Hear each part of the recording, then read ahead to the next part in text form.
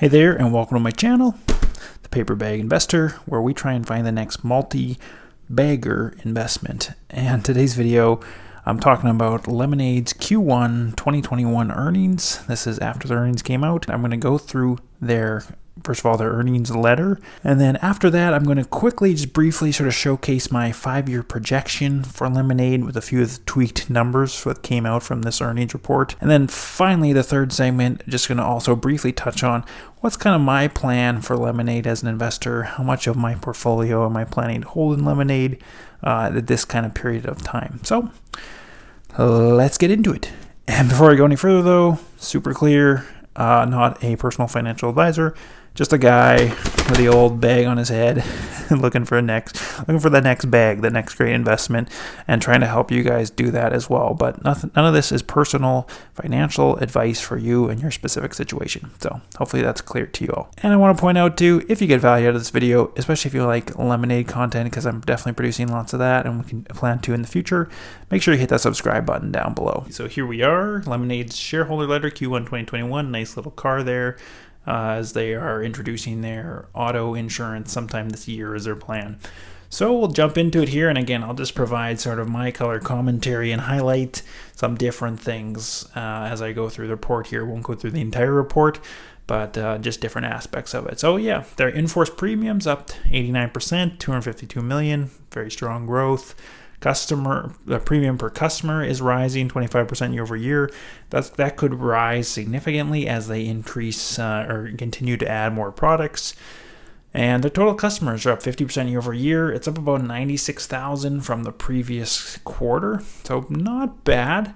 Actually, customer growth, there was some concerns last quarter about the customer growth. That was one question on Q4 2020 earnings call, and I tweeted out, and it was Daniel Schreiber gave me an answer to that they're really not trying to focus exclusively on customer growth. It's really this in-force premium and gross earned premiums. They're trying to really maximize that long term, and that's how they're evaluating their decisions, their advertising spend, their customer acquisition, kind of which customers are trying to target and which not. But yeah, 96,000, so pretty good growth rate. If you plug that in like on a quarterly basis, say they start with $1 million, and you 96, that's about like a 9.6% growth. And if you put that to the power of 4 over 4 quarters, say that you grow 9.6% each quarter over the year, that'd be 44% growth.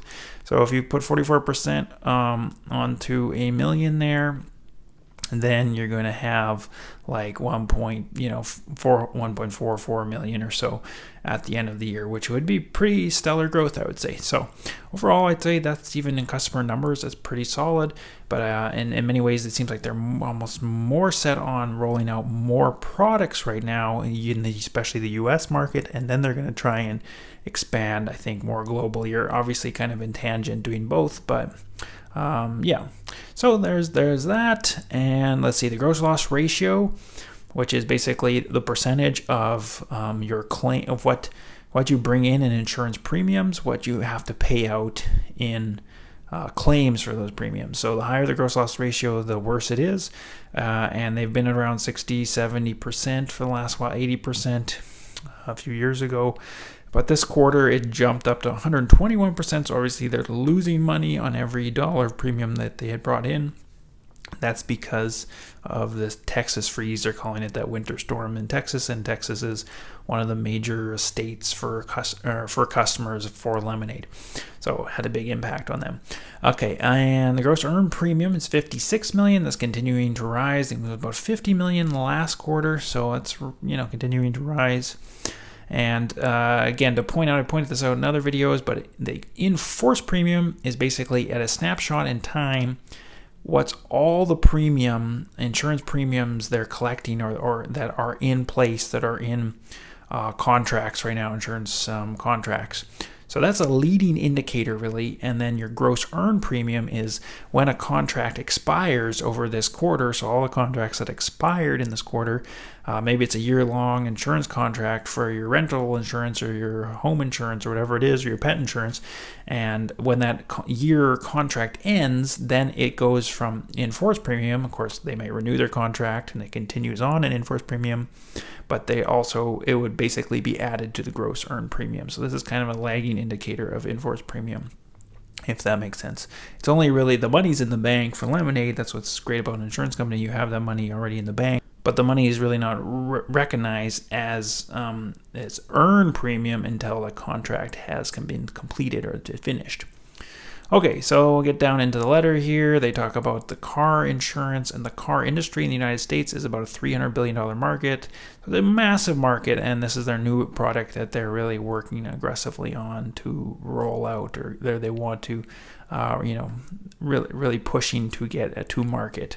And they talked about Shai also had mentioned when he kind of on April 20th, he kind of hinted at this.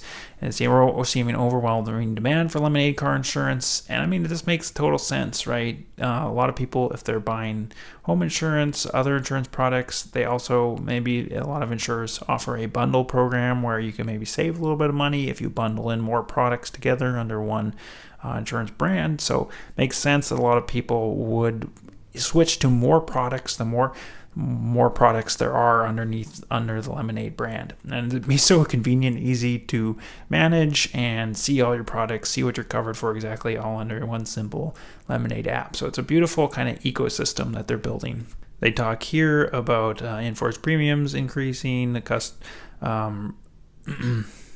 premium per customer is increasing because there's less just kind of a renter insurance product, but more of a larger products are current people that were renting are graduating into, and other people are going direct into those products. So of course this customer premium per customer metric should continue to rise over time. They talk here about diversification of their ad spend, and then they also talk about how more and more of their new business is just non-renters, basically homeowners, pet insurance, term life insurance is about half of new business from only about a third of new business a year ago in 2020. So again, these sort of higher value products are more and more shifted to. And a lot of people think of Lemonade just really as like a renter's insurance company, and I think just because they kind of started that way, but it's clear to me, and if you read anything about their sort of ambitions, they want to be a generational company. They want to be the most lovable insurance company in the world, and to do that, and they want to make all kinds of products on all kinds of things people need, retail kind of level consumers need insurance for. So, and the more products you kind of have under this one Lemonade umbrella, and all with a sort of Lemonade touch and attention to detail, I think it makes the whole ecosystem smarter or stronger and stronger. It kind of creates a network effect in the sort of product itself, because you can essentially more and more likely that every sort of insurance need you have, they can fully cover. So it's exciting to see more and more of these products rolled out, and also just the platform they're building under this very, very lean digital structure that I've talked about in a lot of videos, other videos I've done on Lemonade. To me, this is what allows them to get these products out quickly, easily, don't need a broker's network, and they're also able to quickly make changes or adapt or tweak or iteratively improve each product line. So all very exciting.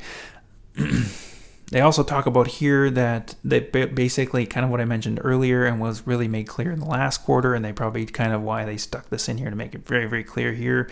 They're not trying to prioritize customer count. They're really trying to prioritize the long-term, the lifetime value of the customer for in-force premium. So they're really trying to think who's the most likely customer you're trying to target and gain. Really should spend our ad dollars on. I mean, insurance is an interesting industry. I've mentioned this in other videos as well. It really is an interesting industry because, especially in this kind of a digital, really sort of a tech company like Lemonade is, because most tech companies, growth companies like this, just want to maximize growth to like as much as they possibly can. I mean, Lemonade wants to do that and is doing that. I think has so much room to do that. Like they can grow at these 80% kind of rate for a long time as they grow in more and more products and geographically. 80%, around like in-force premium, like that top number we saw at the top. But the interesting thing is that as an insurance company, there are certain limitations on how aggressively you can grow. So there's kind of an upper limit just based on how much capital you have, because there's lots of detailed regulations around insurance, because they don't want an insurer to grow too rapidly and then maybe a catastrophe happens and they can't cover all their promises that they made, and people are left high and dry without coverage. So there's a lot of caution in the insurance industry, and that puts some upper limit. But I still think there's going to be lots of room for them to grow.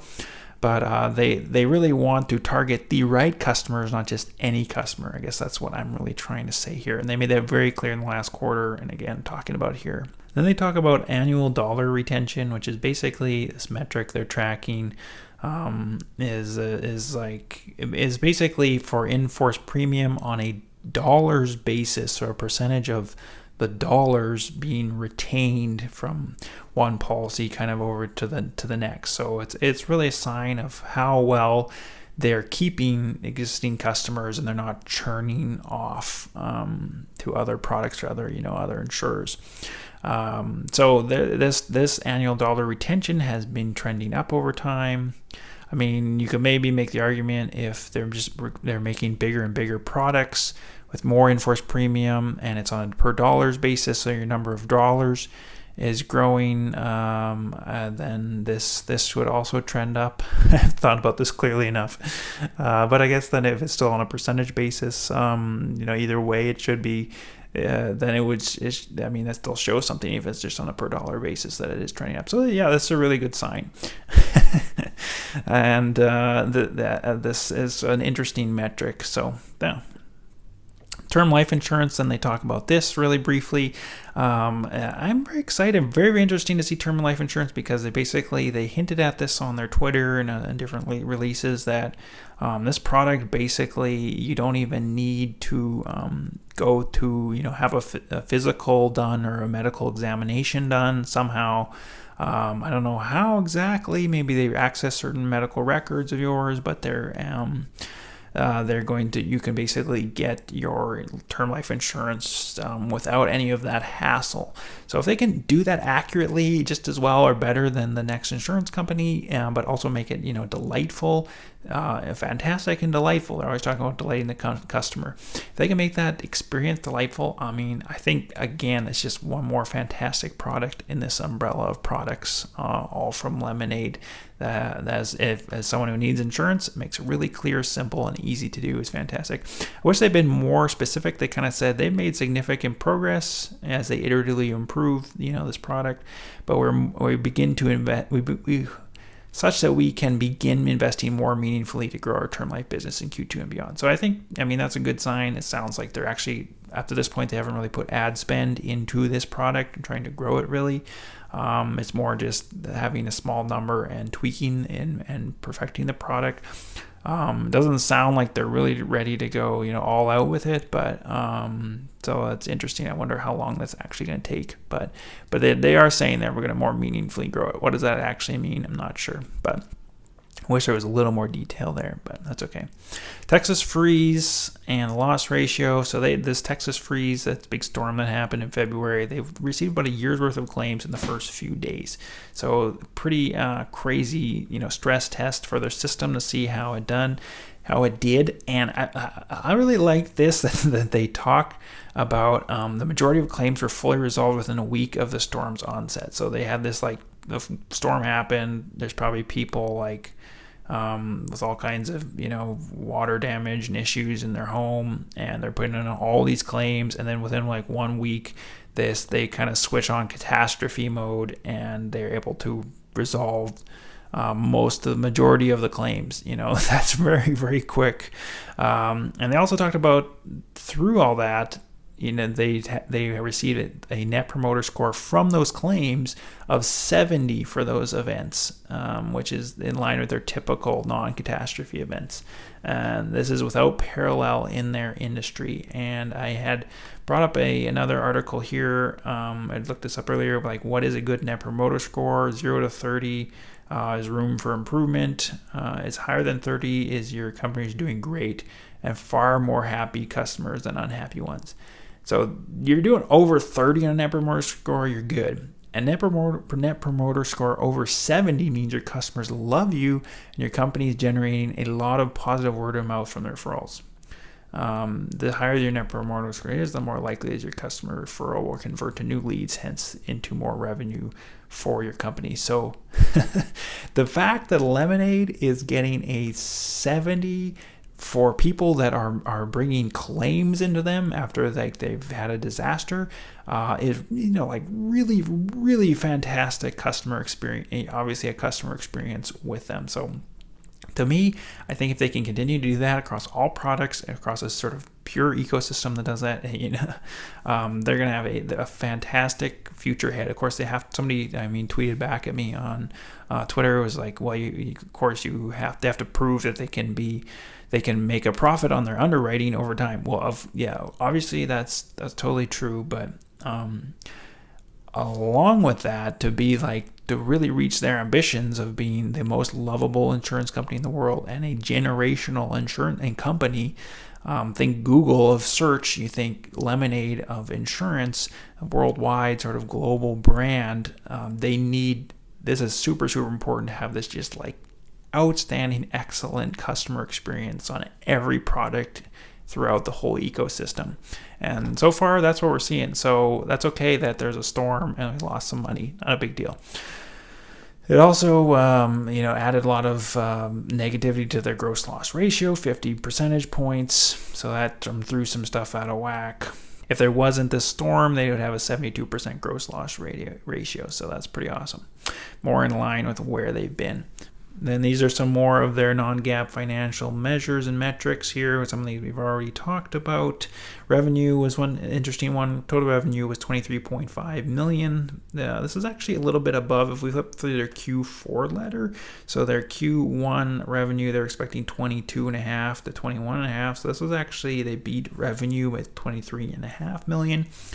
And again, this was a lot of people, I think this is one of the reasons people misunderstanding Lemonade right now is because they're saying, is that they're not understanding that they're trying to compare revenue before this proportional reinsurance agreement went into effect at the beginning of the third quarter of 2020.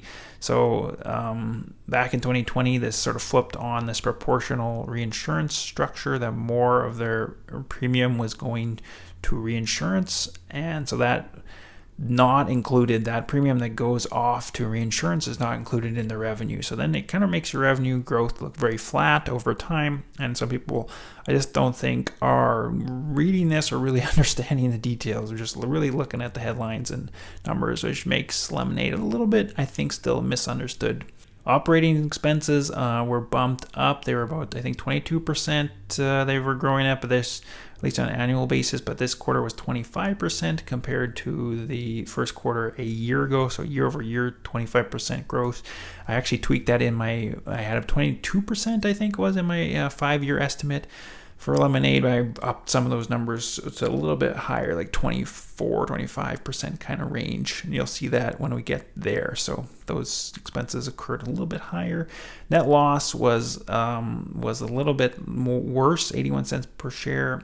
Than what the street was expecting, which is probably maybe why Lemonade dropped so much today. I mean, there's other macro events in the market, like all kinds of tech industry growth stocks are also are having huge down days. So that's maybe the bigger factor, but this was part of the factor people seeing this in a negative view. Really doesn't matter to me. They lost $49 million that quarter. But if you go down to their cash, they have about, in total investments, so cash equivalents, investments, every insurer, the money they're sitting there, There's regulations around this, but they put that money into very safe, conservative investments, so it can make that money as soon as it comes in the door is making a little bit of money for the insurer. And that's about 1.2 billion. So if they burned even like $200 million a year for the next few years, they could probably last a good like 4, 5, 6 years on this. I don't think it's going to take them that long to be profitable. I plan to do another video where I try and guess on or estimate when they might be sort of a GAAP profitable company. But that's where their cash is sitting at. Then we get into some key financial metrics. Gonna whiz through all of this. I'm gonna go right down to the bottom. It's actually interesting. The last thing maybe I'll point out here is that their in-force premium did their guidance for the full year 2021 actually increase. So we had a high of 382 million of in-force premium, gross earned premium of 283. So 382, 283. And if we go to Q4, it was 378, 275. So 78 and 75, and we went up to 82 and 83. So definitely a bump there. Revenue of 120. We had 117 and losses of 163, and they're still projecting that 163. So overall, though, the guidance actually increased a little bit, which is obviously a good thing to see. I want to mention, though, too, just jump back up to the top of the letter when they talk about their new auto insurance product. It's interesting as well. They mentioned on the earnings call that they're probably they're planning to use your smartphone to help capture and note basically data as your driving habits. So probably every time you drive, you have to put your smartphone and bring it with you, and it probably automatically figures out how much you're driving, how you're accelerating, decelerating, quickly turning, swerving. I also can tell, the big thing they noted in the earnings call was, with your phone, it can tell if you're texting on the phone or looking at the phone. I don't know how they're going to do all that and make it accurate. Like what if you're driving and then like your spouse is sitting next to you and they pick up the phone and like change the music. I'm not sure how they figure out those those details with a product like that, but interesting to see how they roll that out and how they utilize that to make the pricing more dynamic and individual based, so that if you are a safer driver or they're promoting you to, or they're telling you if you become a safer driver, you can pay less on your vehicle insurance. So that's exciting, incentivizing better behavior as a driver, safer driving behavior, and rewarding better driving behavior. Is ultimately what they're trying to do, and they really mentioned that in the earnings call. Okay, now I just want to jump over to my Lemonade 5-year projected value spreadsheet. I'm also going to put a link for this spreadsheet with the May 12th dates, what I've updated here, in the description down below. And I tweaked, I'm not going to go through this in detail. The last video I did on Lemonade, I think my last video on my channel, I went through this in more detail. I'm more just going to note some of the changes in the bottom line, where things are at. So I increased this a little bit because this was actually, if I flip back to the previous version of this, I had 73% year-over-year growth, and then like kind of continuing down 65% year-over-year growth in gross earned premium. So flipping back to the May 12th one where we are today as I'm filming this, 78% is really actually where they're at. So I made that a little more aggressive, 78%, 75, 70, 65. As they scale larger, trails down. I think this really could be higher than this as they introduce more, higher value products, such as especially auto insurance. So that's, I think this is actually fairly conservative still, and that gives you about $2.4 billion by 2025 of gross earned premium. I've explained this in other videos. There's a split between how much goes to insurance, how much goes to Lemonade. I've shown that split there of the premium. And then if you expect losses, I'm still expecting 70% kind of gross loss ratio. You get that split between reinsurers and Lemonade. And then operating costs, I had 22% growing, but I increased that based on this quarter was 25% increase. So I made that a little bit higher, 25%, 24, 23, 24, kind of taking some guesses. There's somewhere in there. It's going to fluctuate year over year. It can get to like 428 million or so by 2025. And then, and then operating income, you can project that out. If there was no reinsurance, they took all the risk and all the reward. And if they use the reinsurance structure and keep the structure the same, reinsurance structure can also change over time. There's certain expiration dates on the reinsurance as it's structured, different levels of it. And then they take their tax. I'm saying 21% tax off of this. You have some your net income or income after taxes.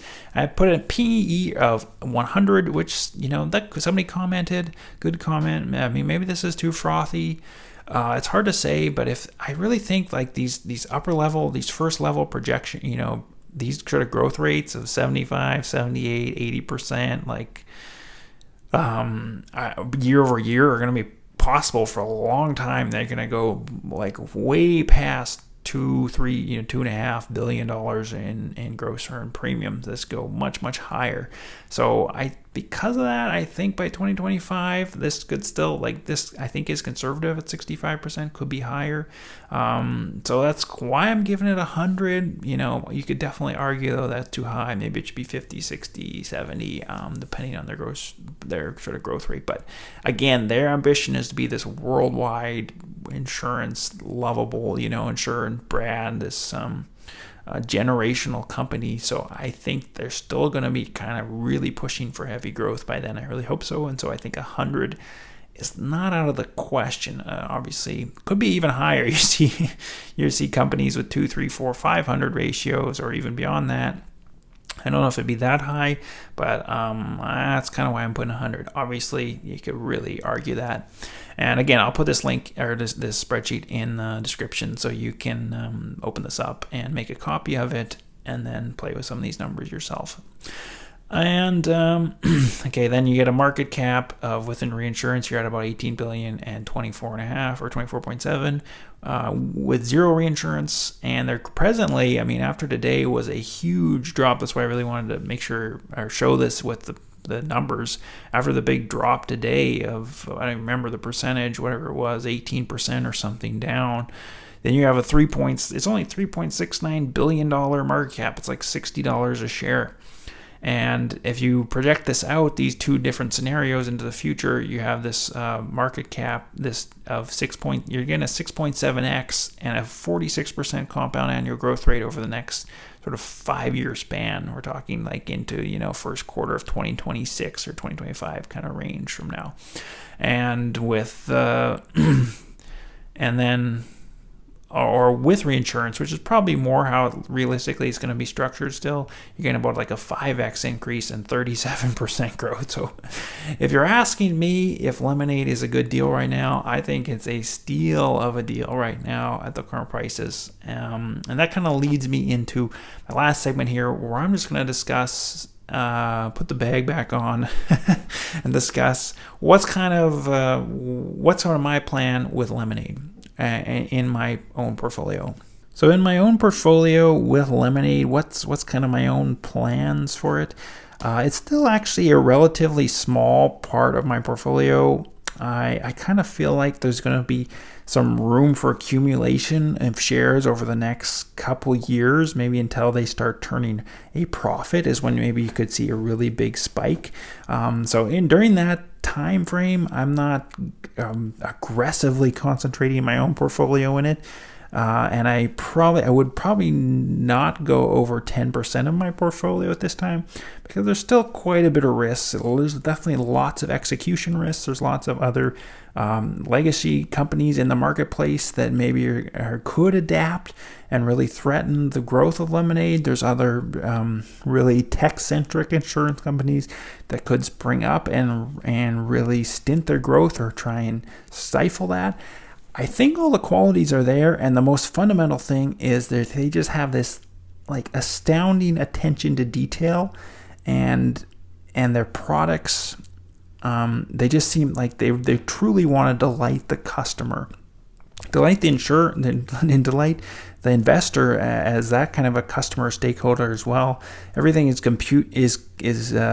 communicated very, very effectively, very, very clearly in all their investor relations, material as well. But so overall, just that attention to detail is, to me, is very evident in the company, and to me that's that has huge benefits over time as you think about how the foundation of the company is built and structured over time.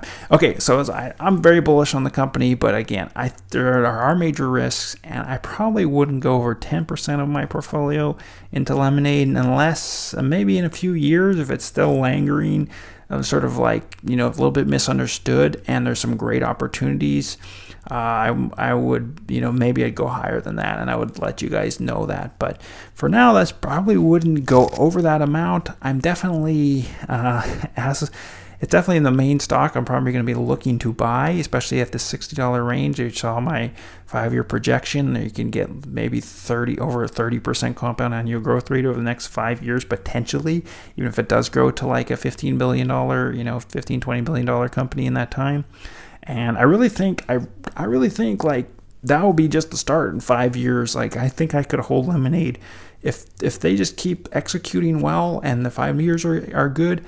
Like, they could be like a $100, $200, $300, $400 billion company, even higher than that. I mean, one of my first videos, I said they could 100x and be like an $800 billion company or something. They were like when they were way up high, their valuation was like $8 billion. I still think that is a possible outcome. I'm not saying that's going to happen, but I think that's a possible outcome. So bottom line, I'm bullish on the company. I think there could be a window of time for the next few years until they really turn GAAP profitable, because that's going to ease a lot of investors' minds on them, where there's going to be buying opportunities, and it could be a lot of up and down fluctuations. So I'm basically going to be kind of accumulating some money, and then as there are dips, I'm buying those dips, and then accumulating money as I save money in my daily life and job, and then buying those dips again. So, and probably not going over 10% at this point. I would do it in the future though, for sure.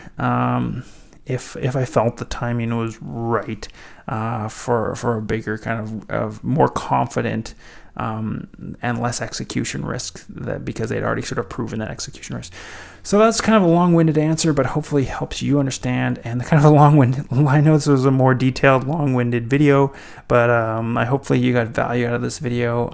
I really would appreciate hearing from you guys. Let me know in the comments what you thought of this, what you think of Lemonade, what you found useful out of this video, so I can help bring that value to you in more future videos. And yeah, if you got value, make sure you hit that subscribe button and thumbs up while you're at it. Really appreciate that. Appreciate you all for watching. And remember, it's in the bag.